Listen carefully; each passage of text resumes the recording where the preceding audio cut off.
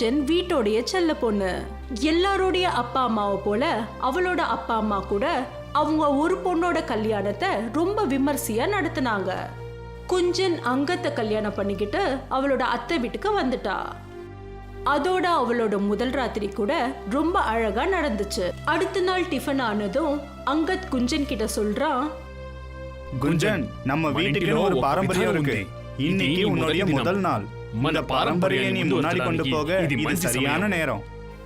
எந்த பரம்பரை அங்கத்? இங்க பாருமா குஞ்சன், பரம்பரைனா கல்யாணம் ஆன முதல் நாள் அரளி மரத்துக்கு கீழே தனியா போய் ஒரு இலைய வச்சுட்டு வரணும்.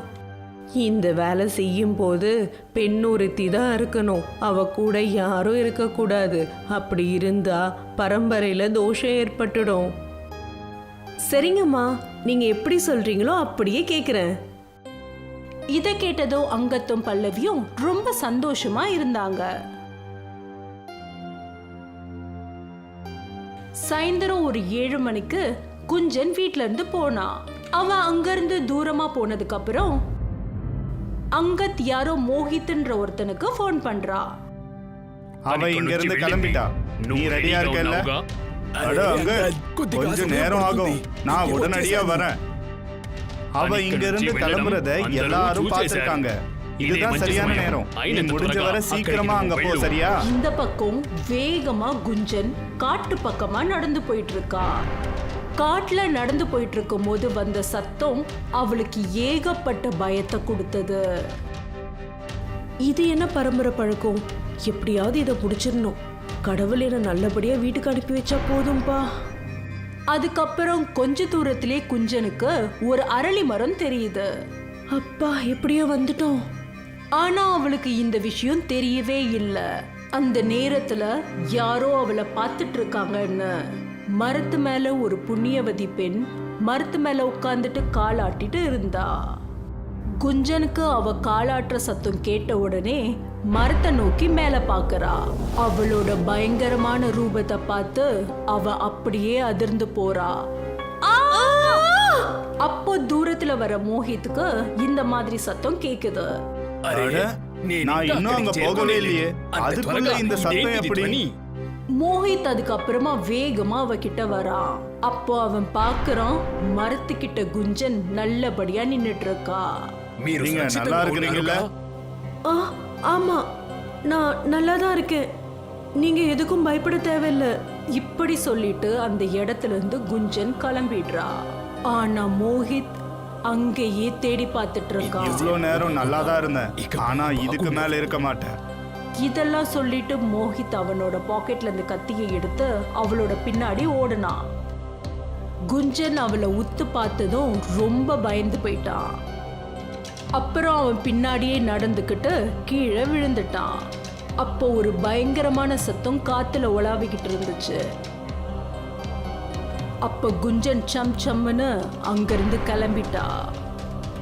அதே மாதிரி அந்த மரத்தோட கொம்புல மோஹித்தோட பிணம் தொங்கிட்டு இருந்துச்சு. அதுல இருந்து பச்சை ரத்தம் கீழே சொட்டிட்டு இருந்துச்சு. அந்த மோஹித் நான் சொன்னதை செஞ்சானா இல்லையா தெரியல, போன் வேற எடுக்க மாட்டிருக்கான். அப்போ அவனுக்கு ஒரு பயங்கரமான சத்தம் கேட்டுச்சு. அப்ப அவன் பாக்குறான், குஞ்சன் வீட்டுக்கு வரா. நான் அரளி மரத்தோட தேவதைக்கு உணவு வச்சுட்டு வந்தேன்.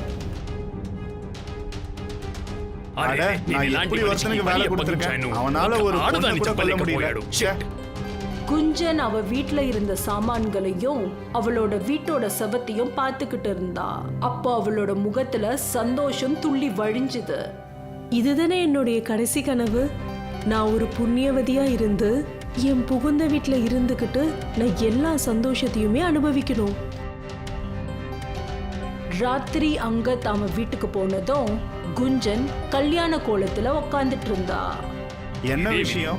நம்மளுடைய முதல் ராத்திரி நேத்தே முடிஞ்சதில்ல. ஆமா, இப்போ என்ன திரும்ப ரெடியாகி உட்கார்ந்திருக்க? என்ன பொறுத்த வரைக்கும் நம்ம முதல் ராத்திரி இன்னைக்கு தாங்க. காலை நேரத்துல குஞ்சனும் அங்கத்தும் அப்படியே தூங்கிட்டு இருக்கும் போது அந்த சமயத்துல யாரோ ரொம்ப சத்தமா கதவை தட்டுறாங்க. இத கேட்டதும் அவங்க 2 பேரும் எழுந்துட்டாங்க. குஞ்சன் கதவை திறந்தா. அண்ணி, உங்களுக்கு கொஞ்சம் கூட தெரியாதா ஜாயிண்ட் ஃபேமிலியில எப்படி இருப்பாங்கன்னு? என்னாச்சு சிருஷ்டி? ஜாயிண்ட் ஃபேமிலியில மருமகளுங்க இந்நேரத்துக்கு உணவு செஞ்சு முடிச்சிருப்பாங்க. நீங்க என்னடா இன்னும் தூங்கிட்டே இருக்கீங்க? இதை கேட்ட குஞ்சன் அமைதியா கிச்சன் பக்கம் போனா. அண்ணா, உங்க கில்லர் கையால ஒரு பிரயோஜனமும் இல்ல. நான் நினைச்சேன் இவள சமையல் கட்டிலே முடிச்சு கட்டிடலான்னு. அப்ப எல்லாரும் சமையல் கட்டில இவ எரிஞ்சு போயிட்டான்னு நினைப்பாங்க. இது சரியான ஐடியா தான். நான் ஒருத்தியாவே இவளோட கதையை முடிச்சிடுறேன் பாருங்க. ராஜேஷ், பல்லவி அப்புறம் அங்கத் வீட்டை விட்டு வெளியே போறாங்க.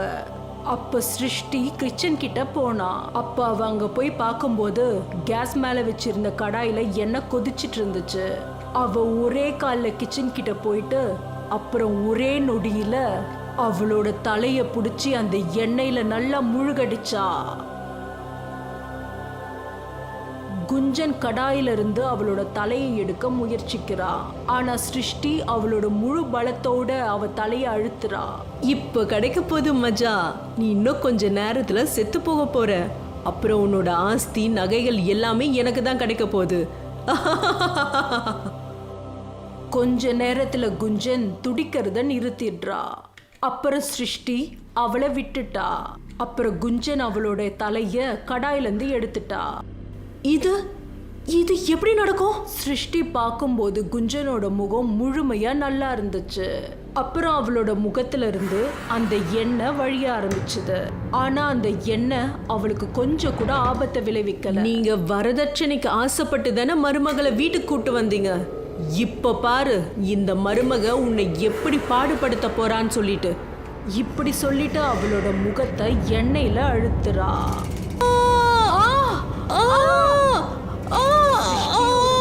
கடாயில இருக்க எண்ணெயால வெந்துடுச்சு. அத பார்த்து குஞ்சன் சிரிச்சுக்கிட்டு இருந்தா.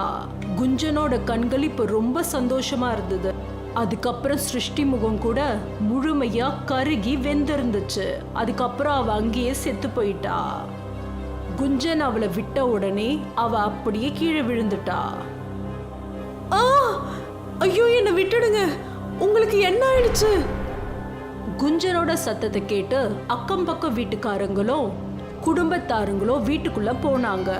சிருஷ்டி பயங்கரமா இறந்து போனதை பார்த்து எல்லாரும் ரொம்ப பயந்துட்டாங்க. சிருஷ்டி, இது எப்படி நடந்துச்சு? சிருஷ்டி கிட்ட நான் சொல்லிட்டு தான் இருந்தேன், இந்த வேலையை நான் பாக்குறேன்னு. இவங்க என்ன கரண்டி கொண்டு வான்னு ஸ்டோர் ரூம்க்கு அனுப்புனாங்க. அப்புறம் நான் திரும்பி வந்து பார்க்கும்போது இதெல்லாம் சொல்லிட்டு குஞ்சன் ரொம்ப சத்தமா அழ ஆரம்பிச்சா. அப்புறம் அங்கத் அப்புறம் அவங்க அம்மா அப்பாக்கு குஞ்சன் மேல நம்பிக்கை வரல. அதே மாதிரி நாட்களும் போச்சு, வாரமும் போச்சு. பௌர்ணமி வந்தது. அன்னைக்கு குஞ்சன் அங்கத்தை சீக்கிரமா வர சொல்றா. அப்புறம் அவனை வேகமா வர சொல்லி ரூமை விட்டு வெளியே போனா. ஆனா இன்னொரு பக்கம் பல்லவி இப்ப கூட குஞ்சனை சாகடிக்க காத்துட்டு இருந்தா. இவ என்ன நினைச்சு வந்திருக்கானே தெரியல. கெட்டவங்க சாகிறதே இல்ல. அப்ப அவளுக்கு வெளியே மெயின் டோர் தட்டுற சத்தம் கேட்டுச்சு. இந்த நேரத்துல மெயின் டோர் கிட்ட யாரு இருப்பாங்க? பல்லவி பொறுமையா கதவை திறந்து பாக்குறா. அது குஞ்சன் தான் வீட்டை விட்டு வெளியே போறா. இந்த குஞ்சன் காட்டு பக்கமா இந்த நேரத்துல எதுக்கு போறா? அப்புறம் பல்லவி கூட வெறும் கால அவ பின்னாடியே போனா. அவ அமைதியா குஞ்சனை தொடர்ந்து போனா. குஞ்சன் அதே அரளி மரத்துக்கிட்ட நின்னுக்கிட்டு எங்க அவ படையல படிச்சாலோ அதே இடத்துல அங்க நிறைய கிளைகள் ஆடிக்கிட்டு இருந்துச்சு. அங்க பயங்கரமான திருஷ்யத்தை பார்த்து பல்லவிக்கு கையும் காலும் வரல. அதுக்கப்புறமா அவ வேகமா வீட்டை நோக்கி ஓடுனா. பல்லவி வேகமா வீட்டை நோக்கி ஓடுனா.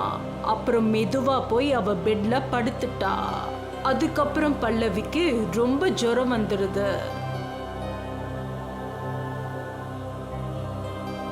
அப்போ காலையில பல்லவிய டாக்டர் பார்க்க வராரு. இப்ப குஞ்சன் எதிரில தான் இருந்தா, அதுவும் சும்மாவே.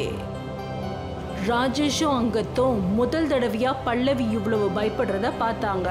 அதனால அவங்களுக்கு பயமாயிடுச்சு. குஞ்சன் குளிக்கிறதுக்காக பாத்ரூம் போகும்போது பல்லவி அங்கத்துக்கு எல்லா விஷயத்தையும் சொல்லிட்டா. அம்மா, குஞ்சனால எப்படி பண்ண முடியும்? குஞ்சன் ஒரு வயசான பெண்ணா மாறிட்டு இந்த மாதிரி செய்ய சாத்தியம் இல்ல.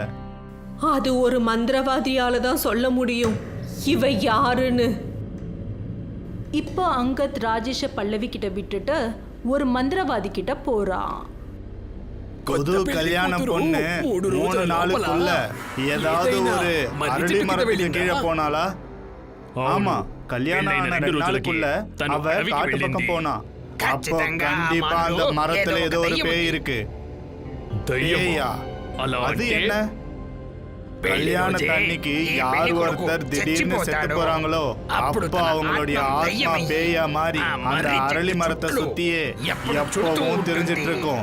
அப்போ அவங்களுக்கு யாராவது புது கல்யாணம் கண்ணுல பட்டா அப்போ அந்த பெண்ணை மயக்கமடைய வச்சு அந்த உருவத்தை எடுத்துக்கிட்டு அந்த வீட்டுல இருக்கிற பெண்களுடைய சந்தோஷத்தை இவ அனுபவிக்கிறதுக்காக வந்துருவா. ஓ, அப்படின்னா அவ என்னுடைய மனைவி இல்ல, அவளுடைய ரூபத்துல இருக்கிறது ஒரு பேயா. நிஜமான குஞ்சன் எங்க இருப்பா? அப்புறம் இந்த பேய் கிட்ட இருந்து எனக்கு விடுதலை எப்படி கிடைக்கும்? இத கேட்டுட்டு மந்திரவாதி சொல்றான் அவங்க இதுக்கு மேல என்ன பண்ணணும்னு.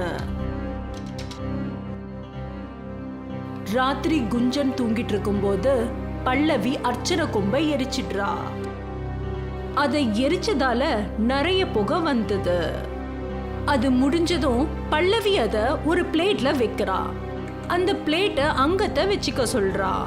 அதுக்கப்புறம் அங்கத், பல்லவி அப்புறம் ராஜேஷ் 3 பேரும் பயந்துட்டு சங்கசூரணி கிட்ட போறாங்க. அங்கத் சரியா அந்த பிளேட்டை அவன் மூக்கு கிட்ட கொண்டு போறான். அர்ச்சனை கொம்புல இருந்து வந்த புகையால அவ திடீர்னு எழுந்துடுறா. ஆனா எதுக்கோ தெரியல, அவ அந்த புகைய பார்த்து பயப்படுறா. அவ கத்திக்கிட்டு பயந்துகிட்டு பைத்தியம் மாதிரி வீட்டை விட்டு ஓடுறா. அங்கத் கூட அந்த பிளேட்டை எடுத்துக்கிட்டு வேகமா அவ பின்னாடியே ஓடுறான். அவ காட்டுல அதே மரத்துக்கு கீழே போய் நின்னா. ஆனா அங்கத் அவளை பின்தொடரத விடல. கடைசியில அந்த சங்கசூரணி ஒரு மந்திரத்தை சொல்றா. அதுக்கப்புறம் அவ அதுக்குள்ள போயிடுறா. அதுக்கப்புறம் 4 பக்கமும் புகை சூழ்ந்துடுது. கொஞ்ச நேரம் அப்படியே இருந்த அப்புறம் புகை எப்ப குறையுதோ அதுக்கப்புறம் அங்கத்துக்கு நிஜமான குஞ்சன் மரத்துக்கு அடியில நிக்கிறது தெரியுது. குஞ்சன், நீ நல்லா இருக்கல்ல? குஞ்சன் ரொம்ப பயந்து போய் அவளோட கண்ணை திறக்கிறா. அங்கத், அவ ரொம்ப பயங்கரமா இருந்தா.